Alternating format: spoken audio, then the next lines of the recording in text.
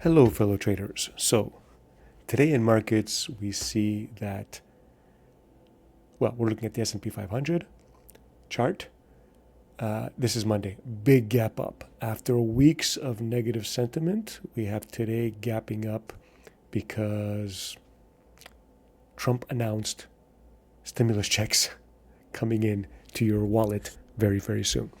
So, for me, the big take for today is the fact that liquidity is back in the markets. Don't forget that. This is going to probably last a long time, okay? First of all, we have here that Trump proposes a $2,000 dividend funded by the tariffs. So because the U.S. is raking it in on the tariff front, he wants to give a stimulus check of $2,000 to every citizen. Okay, it hasn't happened yet. It might get voted down. I don't know. Okay, this tariff thing, it's being challenged in the courts. It might not be even legal to do that without Congress's approval. We'll see. But if this is the case, a $2,000 dividend check to people right into their accounts is extremely stimulative. It is more liquidity into the market, a la 2020, when the pandemic happened. So this is a big deal, okay, if this happens. And concurrently, the good news is that we might get rid of this government shutdown. It might stop very soon. And for me, that is another liquidity boost, hence the theme, liquidity, liquidity, liquidity coming.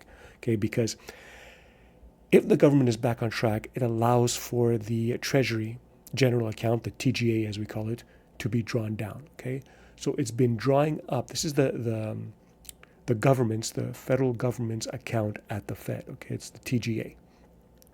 The Treasury General Account, and it's been built up to almost almost $1 trillion. Okay, last time this happened, like if you can see, like it gets spent into the economy, it'll go into stocks. Okay, and that's what will happen the moment the government turns the lights back on, if you will. They're going to start to draw down the TGA, and this is very, very stimulative for the market. So we have government shutdown ending. TGA going to be spent, $2,000 dividend checks, liquidity is coming back, okay, no matter what they say. And the Fed keeping rates low, maybe they're going to cut in December, who knows. But that's irrelevant at this point. At this point, this stimulation play is huge. So this market ripped, and I think we have more to go, okay? So you have liquidity back into this market. So that's why I think on Friday, if you looked at my WTW, I mentioned that we might, because of the technicals on Friday, we might have seen the bottom of this down move and we're heading up. And I think that with the liquidity coming back into the market, this is indeed what we're gonna see, and we're probably gonna have in my view, a Santa Claus rally into the end of the year. Okay, after that, I don't know. Things of note today is that Bitcoin didn't really come back. Like which one, the Bitcoin USD, which one do I usually use? This one? No, BTC USD, this one? Okay, whatever, it doesn't really matter, they're both the same, that's all Bitcoin.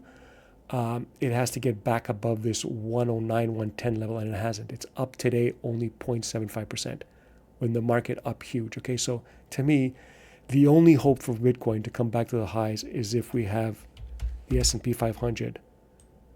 Okay, let's get rid of these moving averages for now. If we have the S&P 500 rally into new highs, like into my zone here, 720, 700 to 720, let's say.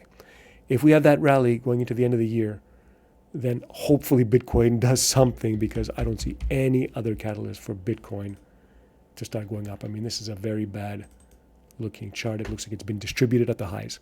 So I wouldn't play Bitcoin going into the highs. But you could play almost everything else.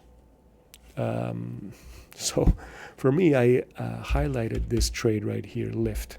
Okay, I took a trade on that a couple of weeks ago as the market was plummeting, because LYFT, if you can see the chart here, okay, it's very bad. It's been consolidating for a long time, and it broke out on news right here in September. The exact date I think is the 19th or the 17th, on news that Waymo, the self-driving Google product, they're going to do a partnership with LYFT, okay? So to me, LYFT, this was a very positive thing, and it broke out of a long stage one consolidation. So you have the technicals on your side, and you have the fundamentals of LYFT being the second biggest gorilla in the room. Okay, who dominates the space? It's Uber. I mean, I also like Uber. It's been staying at highs as the market has been consolidating. So yeah, you can buy Uber, but to me, the big catalyst, and that has a catalyst right now, is the number two guy on the street, is LYFT. And I started accumulating it around here, around the 250, because after the breakout, I was expecting it to retest. So, and it did viciously as the market was going down. But about around the 250 level, I used an option structure that basically I paid about 50 cents for the structure. And now it's handsomely in the money. I expect this to continue to go higher and probably cover the gap here at 30. Okay, so my option structure ends there. So I'm expecting LYFT to go up with this market. I'm expecting most stocks to go up with this market, consumer discretionary especially, because we know that consumer discretionary goes up during the Santa Claus rallies. Okay, and another thing that we should note today is Palantir. Okay, everybody hates Palantir because Michael Burry is shorting it, massive put, very overvalued, yada yada yada. All true, very overvalued, trading at what? I mean, I think it could. What is it? 100 times sales, maybe more. 150 times sales, not earnings, sales. So this is a very overvalued stock. But look, the technicals are still there. Nothing is broken. The moving averages, as you can see, it literally touched around the 50, playing the 50 the whole way up, and now it rebounds today. It's going to go up with the market into the Santa Claus rally. So I would not short these kinds of stocks. Don't copy Michael Burry. Don't copy anybody. Just look at the price action. Even when it was falling, it still maintained a series of higher highs and higher lows. That's not a stock you want to short right now, okay? Wait till the first big crack, rebound, and lower high, then you can start shorting. But this is not it. Okay? You don't short a stock that is this powerful technically, and I mean fundamentally too. I mean, it's quote unquote. You don't short anything that's overvalued. It's a bad strategy. So you have stocks like Palantir that are, bucking the trend. Do not go short. I like LYFT here. There are others, but we'll stop it for now. But to recap, the biggest thing today is liquidity coming into this market. S&P hits the 50.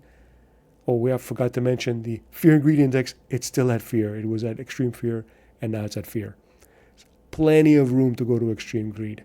So another catalyst, not catalyst, but an arrow in our quiver, a feather in our cap that helps us with this supposed Santa Claus rally going forward. So that's it for Monday. See you guys tomorrow.